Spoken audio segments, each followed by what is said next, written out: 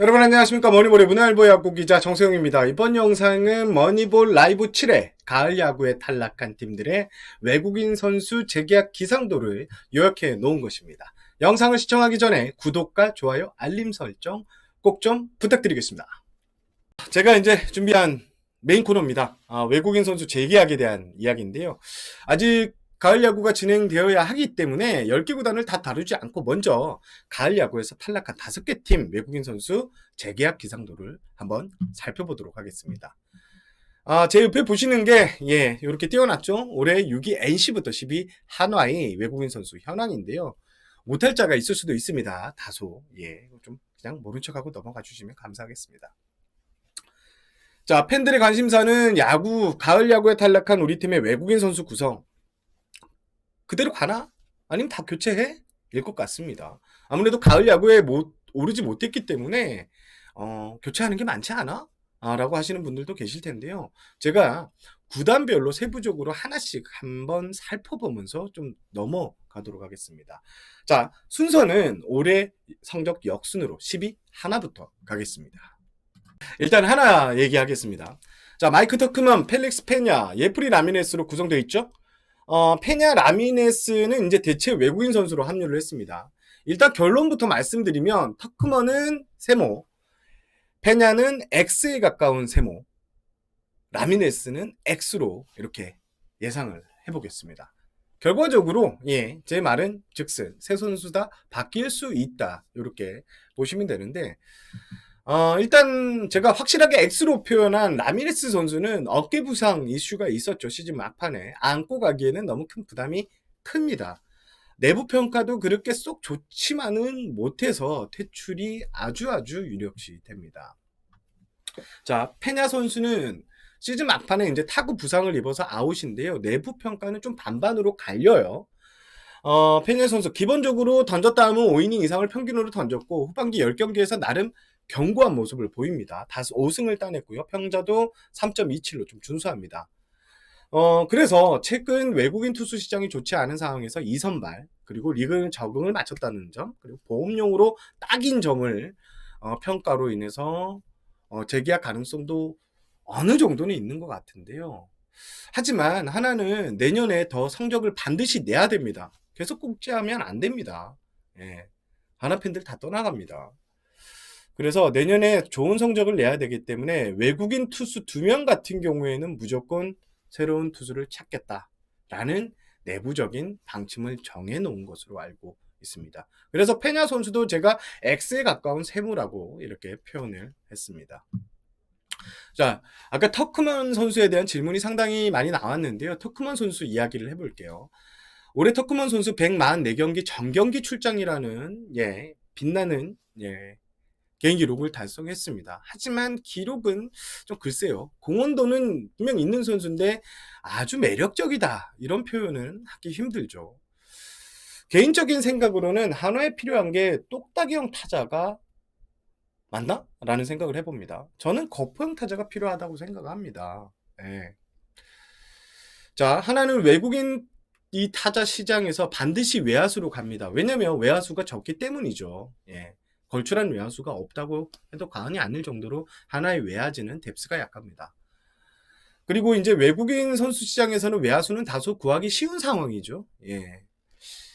그래서 하나가 거포형 타자, 뭐 알테오 같은 선수가 될 수 있겠죠. 터크먼 선수 대신 외야 거포형 타자를 구할 것으로 제 개인적으로는 예상합니다. 하나 내부적으로는 터크먼 선수를 교체를 할지 말지에 대해서 지금 아주 심각하게 논의를 하고 있다고 합니다. 두산 얘기 해보겠습니다. 자, 올해 두산 9위죠. 다소 충격적인 성적이고 7년 연속 한국 시리즈 갔던 팀. 올해 두산은 호세 미겔 페르난데스, 이른바 호미페, 그리고 로버트 스탁 브랜들 와델로 구성이 외국인 선수를 이렇게 구성을 했습니다. 올해 두산 외국인 선수들의 WAR 총합이 5.3으로요. 10개 구단 중 최하위입니다. 올해 좀 아쉬운 성적이 많았죠. 일단 페르난데스 선수는 제가 이제 동그라미 세모 X로 표현을 했을 때 페르난데스는 X. 스탁 선수도 X. 와델 선수는 브랜든 와델 선수는 동그라미로 이렇게 평가를 해보겠습니다. 자, 페르난데스 선수는 뭐 기사에 다 나온 대로 여러분들도 뭐 분위기를 아시겠죠? 예, 올해를 끝으로 한국 야구와 인연이 정리될 가능성이 매우 높습니다. 적지 않은 몸값이고요. 그리고 수비가 힘들기 때문에 지명타자 한 자리를 메워줘야 된다는 이 리스크가 상당히 경기 운영하는 데 있어서 상당히 치명적입니다. 그래서 이런 점들을 고려했을 때 재계약을 맺지 않을 가능성이 상당히 높아 보입니다.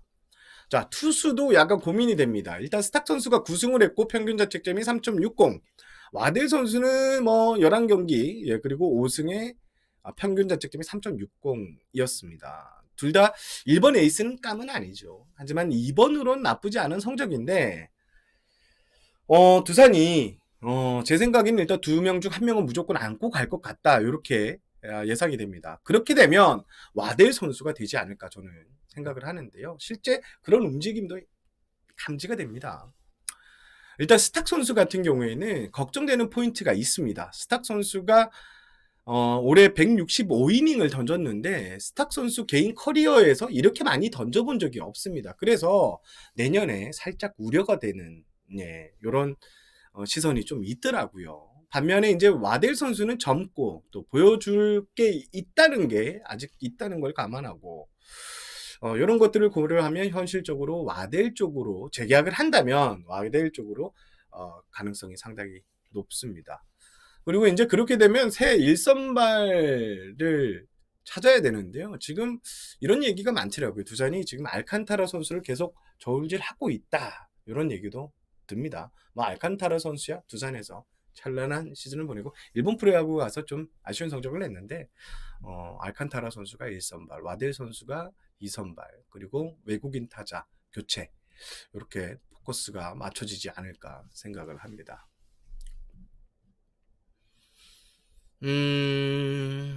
두산은 또 뭐 올 시즌 외국인 타자 관련해서는 뭐 어떤 국내 리그에서 퇴출됐던 어떤 선수와 영입한다는 이런 얘기도 있었는데요. 예, 결과적으로는 영입회 그대로 갔고요. 예, 뭐 내년에 외국인 선수 쪽에는 상당히 변수가 좀 있을 것 같습니다.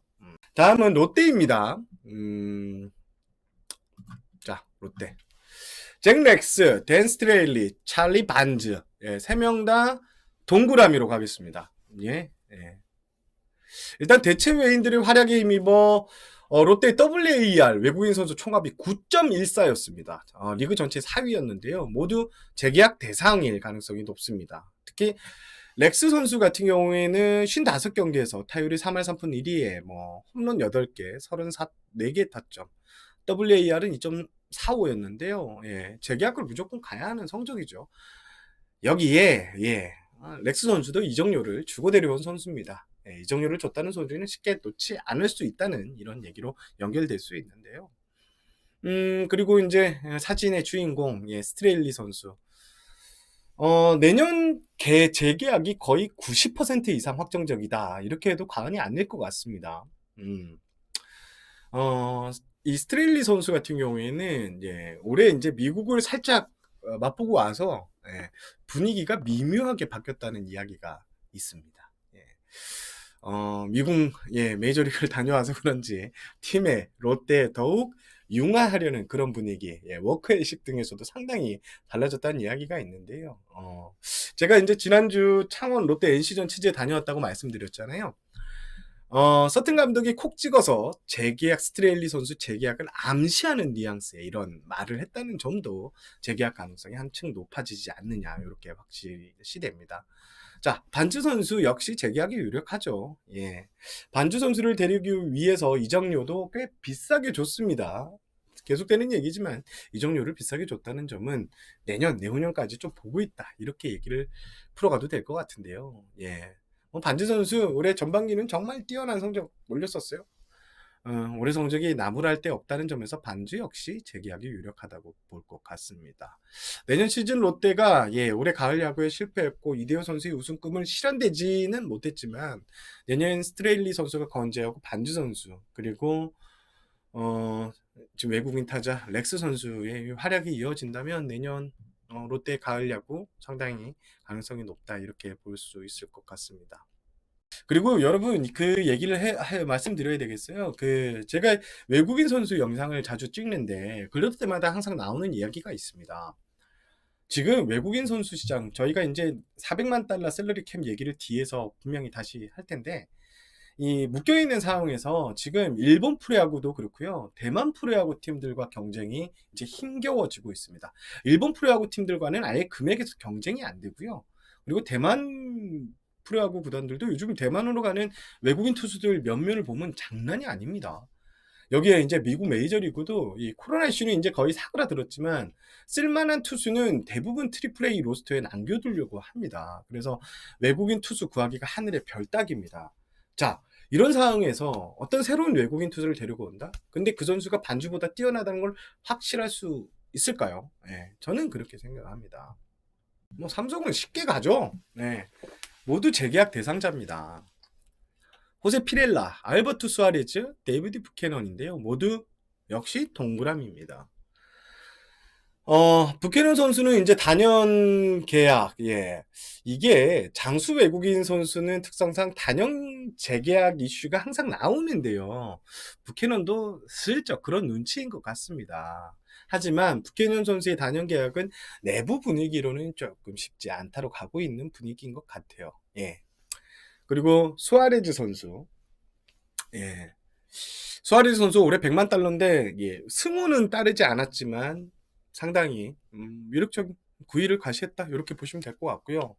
근데 이제 수아레스 선수 재계약은 이 400만 달러 셀러리 캡이 확정이 된다면 조금 변수가 될 것 같아요. 왜냐하면 피렐라 선수, 뷰캐넌 선수는 150만 달러 이상으로 계약을 해야 되는 선수인데 수아레스 선수 역시도 100만 달러에서 좀 더 줘야 돼요. 잡기 위해서는. 그러면 이 400만 달러가 넘어가게 되거든요. 예. 그래서 이게 좀 얘기가 나오는데요. 예.